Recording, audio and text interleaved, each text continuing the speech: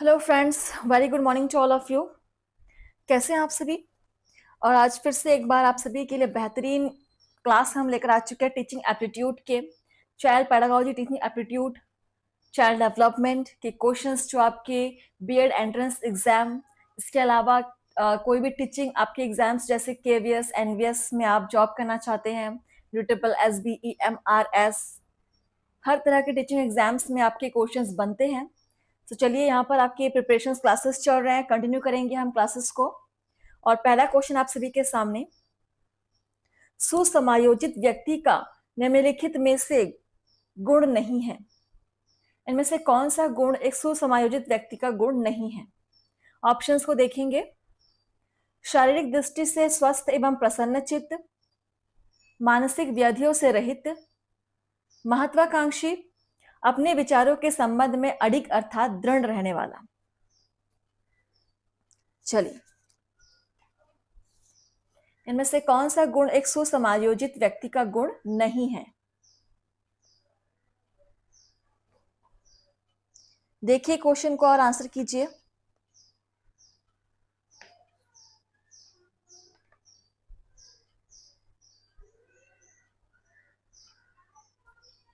चलिए, सो यहां पर देखिए आंसर हो जाएगा अपने विचारों के संबंध में अडिग अर्थात दृढ़ रहने वाला, ये सुसमाजित व्यक्ति का गुण नहीं है।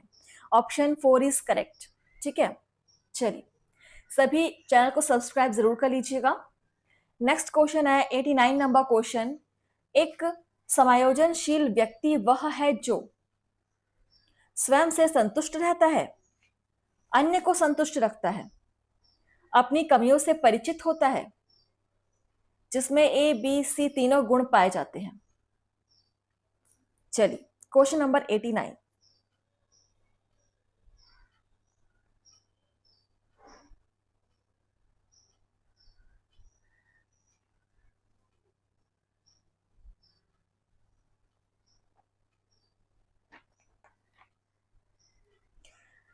एक समायोजनशील व्यक्ति वह है जो बिल्कुल स्वयं में संतुष्ट रहता हो, अन्य को भी संतुष्ट रखता है और अपनी कर्मियों से परिचित हो। ठीक है, ये सारे गुण ही एक समायोजनशील व्यक्ति में पाए जाते हैं। सो तीनों ऑप्शन ही आपके सही होंगे, ए बी सी तीनों गुण पाए जाते हैं। Option 4 is correct. इसके साथ हमारा अगला क्वेश्चन नंबर 90। निम्नलिखित में से कौन सी विशेषता श्रेष्ठ रूप से समायोजित व्यक्ति की नहीं है? देखिए ऑप्शंस। व्यवहार में लचीलापन, दूसरों की कमियां निकालने वाला, धैर्यशील, दृढ़ इच्छा शक्ति से युक्त। Question number 90। बेहतरीन क्वेश्चंस आप यहां पर सॉल्व कर रहे हैं, सो कोशिश कीजिएगा कि आंसर कर सके।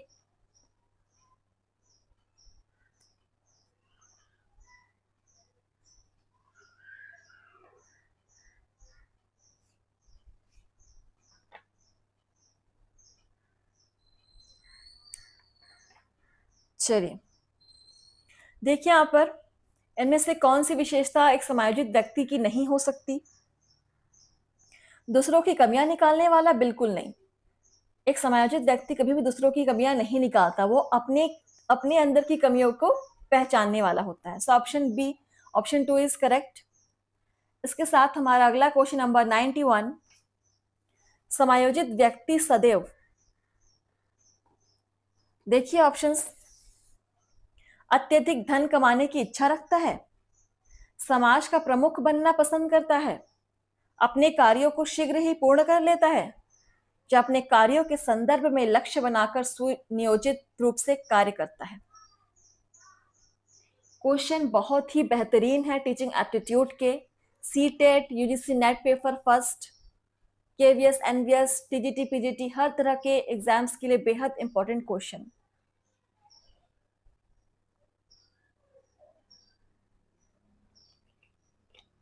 चलिए, हो सके तो क्वेश्चंस को नोट कर लीजिएगा, अदरवाइज प्लेलिस्ट आपको हमेशा मिलेगी, आप प्लेलिस्ट पर कभी भी आकर के पढ़ सकते हैं। तो देखिए यहां पर एक समायोजित व्यक्ति सदैव अपने कार्यों के संदर्भ में लक्ष्य बनाकर सुनियोजित रूप में कार्य करता है। ऑप्शन 4 सबसे उचित आंसर है। आप पढ़ के देखेंगे सबसे उचित आंसर आपको ऑप्शन 4 ही लगेगा। सो अगर आपको कभी भी एग्जाम में आंसर ना पता हो तो आप चारों ऑप्शंस को पढ़िए, जो ऑप्शन सबसे ज्यादा बेहतर लग रहा है हो सकता है वही आंसर हो। सभी क्वेश्चन में ये ट्रिक काम नहीं आएगा, लेकिन कुछ कुछ जगह पर ये ट्रिक काम आ जाती है। क्वेश्चन नंबर 92, जिन मनोवैज्ञानिक विधियों को अपनाकर व्यक्ति वातावरण के साथ संतुलन स्थापित करता है कहलाती है? कौन सी विधियां हैं? ऑप्शंस देखिए। प्रत्यक्ष विधियां, अप्रत्यक्ष विधियां, संवेगात्मक विधियां, मनोविश्लेषण विधियां। वे कौन सी विधियां हैं जिनको अपनाकर व्यक्ति वातावरण के साथ संतुलन स्थापित कर सकता है?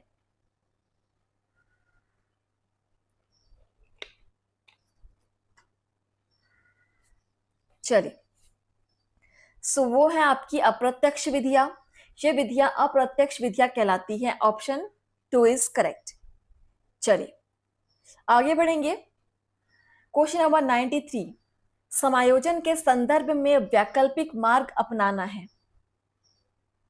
कौन सी विधि के अंतर्गत आता है ये कि आप समायोजन के संदर्भ में वैकल्पिक मार्ग अपना रहे हो? ऑप्शंस है प्रत्यक्ष विधि, अप्रत्यक्ष विधि, मनोवैज्ञानिक विधि, या उपयुक्त में से कोई नहीं।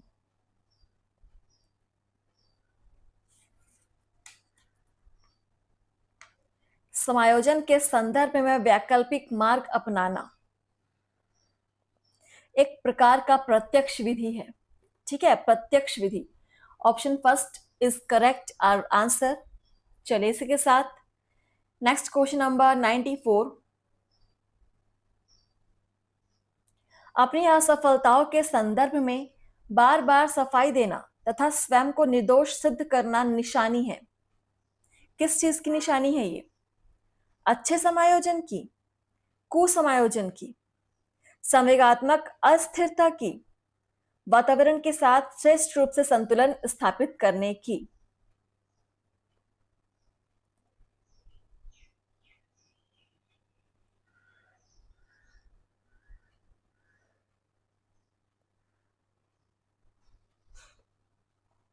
चलिए आंसर कीजिए।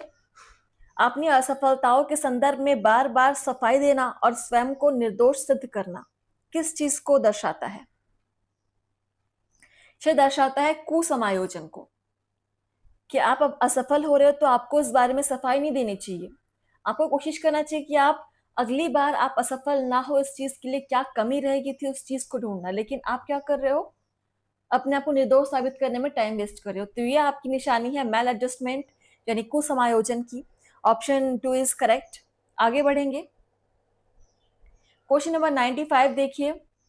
अपूर्ण आवश्यकताओं तथा दुखद घटनाओं का अचेतन मन में संग्रहित हो जाना कहलाता है। शमन, सप्रेशन, प्रतिगमन, रिग्रेशन, दमन, रिप्रेशन, प्रक्षेपण, प्रोजेक्शन। एक एक जो यहाँ पर आपके शब्द लिखे हुए हैं, आपको इनका अर्थ पता होना चाहिए। अर्थ पता होगा तभी आप आंसर कर पाओगे। जब बात टीचिंग एप्टीट्यूड की आती है तो आपको बिल्कुल उन सिद्धांतों को पढ़ना जरूरी हो जाता है जो मनोवैज्ञानिकों ने दिया हुआ है। सो इसलिए मैंने कहा है कि आप कोई भी चाइल्ड डेवलपमेंट की बुक ले लीजिए और आप घर पे कम से कम 1 घंटा उसको पढ़िए, सारे कंसेप्ट्स को समझिए और यहाँ पर आकर प्रैक्टिस कीजिए। देखिए, अपूर्ण आवश्यकता तथा दुखद घटनाओं का अचेतन मन में संग्रहित हो जाना मतलब जमा हो जाना, ये कहलाएगा आपका दमन, रिप्रेशन। Option 3 is correct. चलिए क्वेश्चन नंबर 96, प्रक्षेपण वह अचेतन प्रक्रिया है जिसमें व्यक्ति अपने द्वारा की गई गलतियों को अन्य पर आरोपित कर देता है, स्वयं को कुसमायोजित होने से बचाता है, अपनी भावनाओं, विचारों और इच्छाओं को अन्य में देखता है, या उपयुक्त तीनों को अपनाता है। प्रक्षेपण वह अचेतन प्रक्रिया है जिसमें व्यक्ति क्या करता है? क्वेश्चन नंबर 96, प्रक्षेपण यानी प्रोजेक्शन देखिए, इसमें व्यक्ति अपने द्वारा की गई गलतियों को अन्य पर आरोपित भी करता है, स्वयं को कुसमायोजन से बचाता है और अपनी भावनाओं, विचारों, इच्छाओं को अन्य पर देखता है। सो चारों चीजें, तीनों चीजें आपकी प्रक्षेपण के अंतर आ जाती है। सो ऑप्शन 4 इज करेक्ट, उपयुक्त तीनों को अपनाता है। चलिए, क्वेश्चन नंबर 97। आप अपनी असफलताओं के संदर्भ में स्वयं को दोषी ना मानकर सारा दोष अन्य पर डाल देना मनोरचना है या डिफेंस मैकेनिज्म है? किस तरह का डिफेंस मैकेनिज्म है? मतलब आप अपनी गलती किसी और पर थोप रहे हो। तो ये क्या होगा? ऑप्शन है युक्तिकरण, निरस्तीकरण, शोधन, आत्मीकरण। 97 नंबर क्वेश्चन। स्वयं को दोषी ना मानकर सारा दोष अन्य पर डाल देना किस प्रकार का डिफेंस मैकेनिज्म हो जाएगा? युक्तिकरण। ऑप्शन फर्स्ट इज करेक्ट, ये युक्तिकरण में आ जाएगा, युक्तिकरण। और नेक्स्ट है क्वेश्चन नंबर 98। एक व्यक्ति जो स्वयं को एक सफल नेता से संबंध कर वैसे ही वेशभूषा धारण करता है और आचरण करता है, यह मनोरचना कहलाती है। बहुत ही लॉजिकल क्वेश्चंस है। शोधन, आत्मीकरण, युक्तिकरण, क्षतिपूर्ति।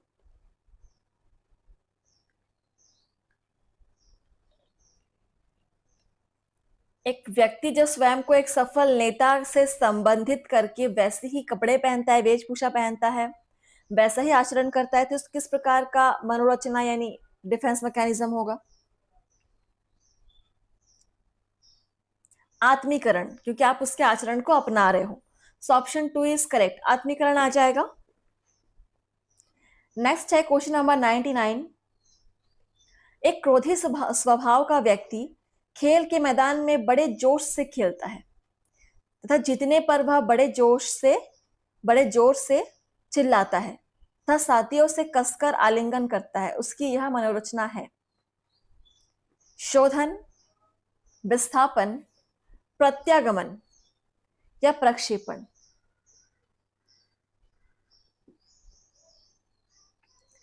क्वेश्चन को पढ़ के समझिए क्या बोला गया है।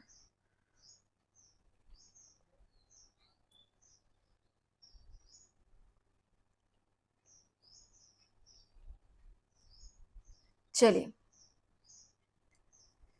इसका आंसर हो जाएगा शोधन। यह मनोरचना या डिफेंस मैकेनिज्म शोधन कहलाती है। Option first is correct. आगे बढ़ेंगे। Question number 100। एक किशोर बालक हाई स्कूल कक्षा में फेल हो जाने पर जोर जोर से बच्चों के सामने है ये सामने सिसकियां भरकर रोने लगता है, उसका यह व्यवहार कहलाएगा? परिशोधित व्यवहार, विस्थापित व्यवहार, प्रक्षेपित व्यवहार, प्रत्यागमन व्यवहार। बाल विकास एवं शिक्षा शास्त्र टीचिंग एप्टीट्यूड के क्वेश्चंस आप यहां पर सॉल्व कर रहे हैं।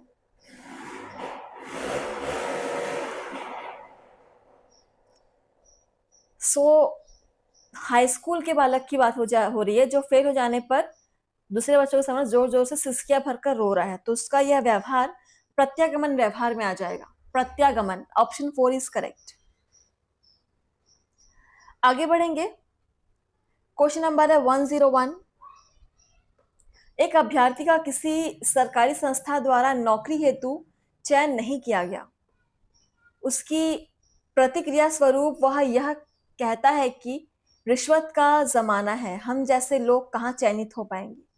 उसकी यह प्रतिक्रिया निम्नलिखित में से किस मनोरचना का द्योतक है?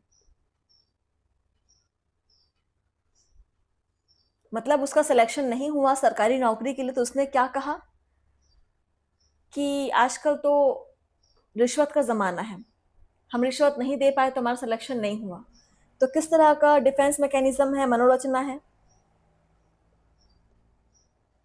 ये आ जाएगा युक्तिकरण में। ठीक है, ऑप्शन फर्स्ट इज करेक्ट, युक्तिकरण में आ जाएगा। Question number 102। एक किशोर बालक का यह कहना है कि आजकल अच्छी सरकारी नौकरियां मिलती ही कहाँ हैं। उसकी यह अभिव्यक्ति दर्शाती है कि किशोर बालक ऑप्शन है निराशावादी है, पलायनवादी है, आश्रितवादी है या अवसरवादी है।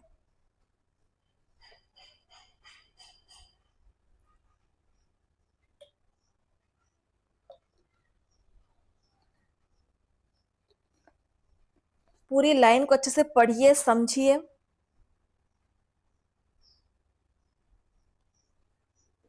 आजकल अच्छी सरकारी नौकरियां मिलती ही कहाँ है, तो उस बालक का यह अभिव्यक्ति क्या दर्शाता है कि किशोर बालक पलायनवादी है। Option 2 is correct. पलायनवादिता को दर्शाता है ऑप्शन 2। Question number 103। एक बालक हाई स्कूल कक्षा में फेल हो गया है। उसके माता पिता उस पर अत्यधिक क्रोधित हुए। उसकी परिणति स्वरूप उसने अपनी पुस्तकों का बैग उठाकर फेंक दिया। तो बालक का यह व्यवहार क्या दर्शाता है? आक्रामक, विस्थापन, पलायन या दमन।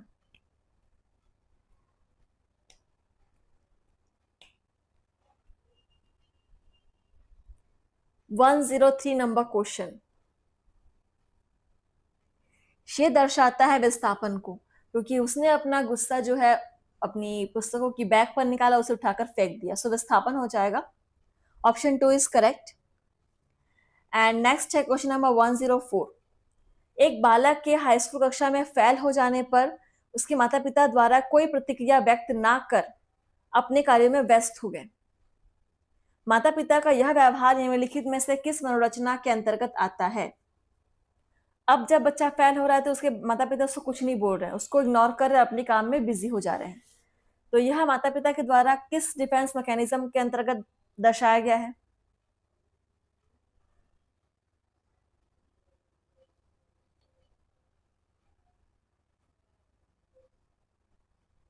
चलिए, ये हो जाएगा शमन।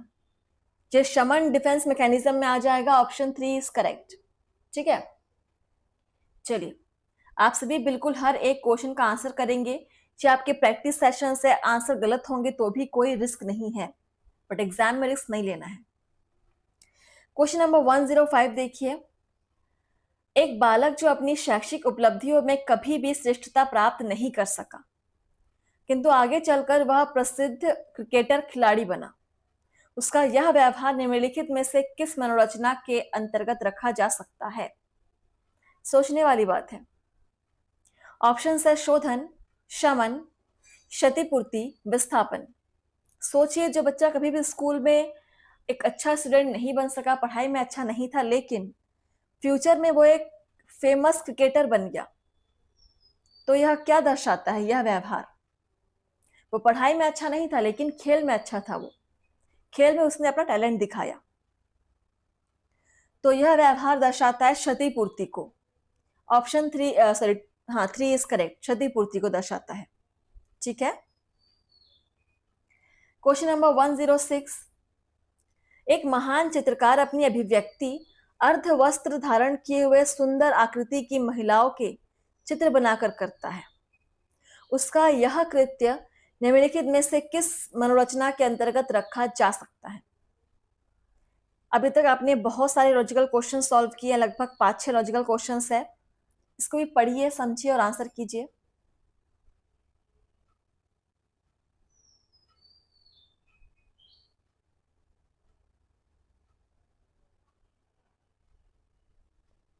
ऑप्शन है विस्थापन, शोधन, प्रक्षेपण, क्षतिपूर्ति।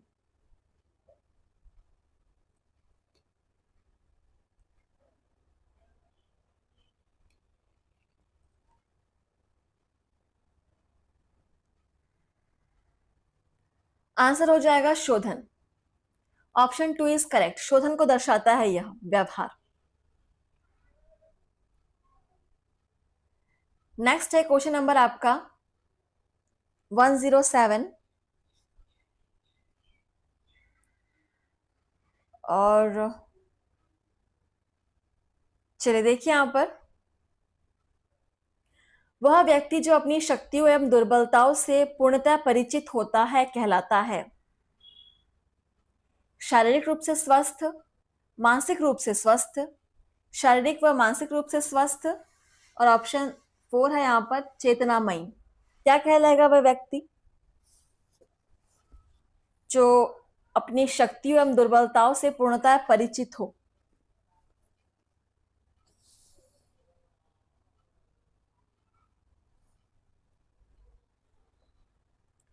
वह व्यक्ति कहलाएगा मानसिक रूप से स्वस्थ। ठीक है, ऑप्शन 2 इज करेक्ट। चलिए नेक्स्ट है क्वेश्चन नंबर 108। देखिए, मानसिक स्वास्थ्य के संदर्भ में निम्नलिखित में से कौन सा कथन असत्य है, मतलब गलत है? ऑप्शन है आपके सामने। यह समायोजन की क्रिया है, यह जीवन की वास्तविकताओं का सामना करने एवं स्वीकार करने की योग्यता है, यह समाज व समुदाय से लड़ने की योग्यता है, यह भावनाओं, आकांक्षाओं एवं महत्वाकांक्षाओं के मध्य संतुलन की अवस्था है। 108 नंबर क्वेश्चन।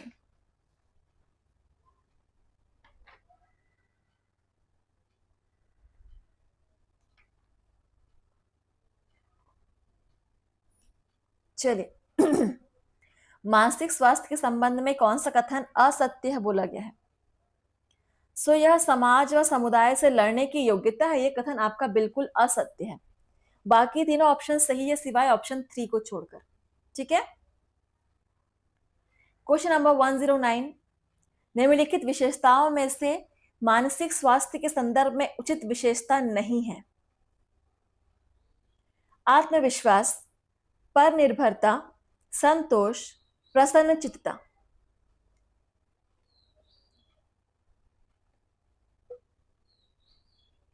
इन सभी में से कौन सा मानसिक स्वास्थ्य के संदर्भ में उचित विशेषता नहीं है?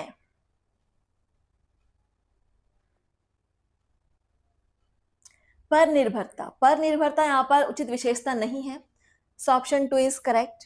आगे बढ़ेंगे फ्रेंड्स, और आप सभी क्लास को लाइक कमेंट शेयर जरूर कीजिएगा आपने कितने क्वेश्चन सॉल्व किए। अच्छा, ये लास्ट क्वेश्चन भी आपके सेशन का 110 नंबर क्वेश्चन। उत्तम मानसिक रूप से स्वस्थ व्यक्ति में निम्नलिखित में से कौन सी योग्यता निहित होती है?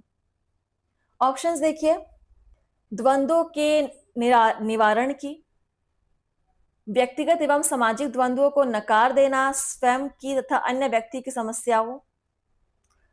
अच्छा, थोड़ा सा मिस्टेक यहां पर,